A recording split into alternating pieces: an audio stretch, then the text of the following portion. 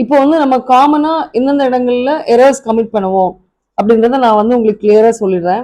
இந்த எரர்ஸை நம்ம அவாய்ட் பண்ண பழகிட்டோம் அப்படின்னாலே நம்ம வந்து ஆன்சர்ஸ் ரொம்ப ஈஸியா அட்டன் பண்ணலாம். பார்க்கலாமா?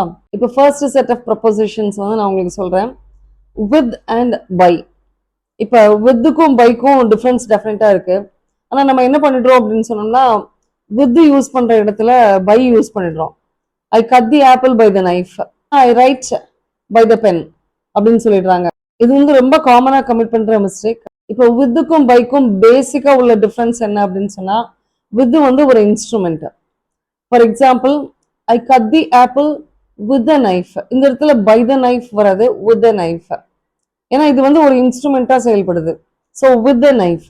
ஐ ரைட் வித் த பென். இப்போ பை எங்கெல்லாம் யூஸ் பண்ணுவோம் அப்படின்னு சொன்னா பாசிவ் வாய்ஸா யூஸ் பண்றப்ப கட்டாயம் பை யூஸ் பண்ணுவோம். Next means of transport. I come by bus, I come by two wheeler. So அந்த மாதிரி மீன்ஸ் ஆஃப் டிரான்ஸ்போர்ட் சொல்றப்ப யூஸ் பண்ணுவோம். நெக்ஸ்ட் ப்ராக்சிமிட்டி, அதாவது my house is situated by the river. So இந்த மாதிரி இடங்கள்ல யூஸ் பண்ணுவோம். Possibility, I complete the work by 11 o'clock. So இந்த டைம் மென்ஷன் பண்றப்ப இந்த மாதிரி இடங்கள்ல நம்ம வந்து பை யூஸ் பண்ணுவோம். நெக்ஸ்ட் என்ன அப்படின்னு சொன்னா டாக்கிங் ஓவர் ஃபோன்.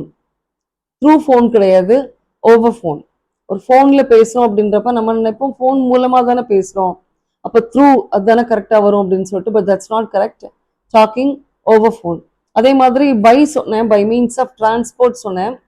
இப்போ நீங்க பஸ்ல வரீங்க, இல்ல சைக்கிள்ல வரீங்க, ட்ரெயின்ல வரீங்கன்னா பை யூஸ் பண்ணலாம். நீங்க நடந்து வரீங்க அப்படின்னு சொன்னா பை ஃபுட் வரக்கூடாது, இல்ல பை வாக்கிங் வரக்கூடாது, ஆன் ஃபுட். இப்போ நெக்ஸ்ட் வந்து இன் அண்ட் இன்டு எங்கெல்லாம் யூஸ் பண்ணலாம் அப்படின்னு பார்க்கலாம்.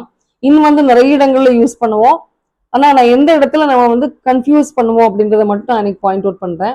இன்னும் வந்து யூஸ்வலா நம்ம யூஸ் பண்றப்ப ஒரு பிளேஸ் நம்ம குறிக்கிறதுக்காக யூஸ் பண்றப்ப அது வந்து ஸ்டாட்டிக்கா இருக்குது, அதாவது அசையாம இருக்கக்கூடிய இடங்கள்ல நம்ம வந்து இன் யூஸ் பண்ணுவோம். For example there is little water in the jug, there is no vengeance in his heart. So அந்த இன் அப்படின்னு சொல்றப்ப நம்ம வந்து அசைவை குறிக்கிறதுக்காக யூஸ் பண்றது இல்லை. But when you use into அப்படின்னு சொல்றப்ப இட் ஷோஸ் மோஷன், ஆக்ஷன். அந்த ஆக்ஷனை குறிக்கிறது தான் வந்து into. For example I pour water into the jug, he plunged into the river. So ஆக்ஷனை குறிக்கிறது தான் வந்து into. இன்னுன்றது வந்து ஸ்டாட்டிக்கா இருக்கிறது.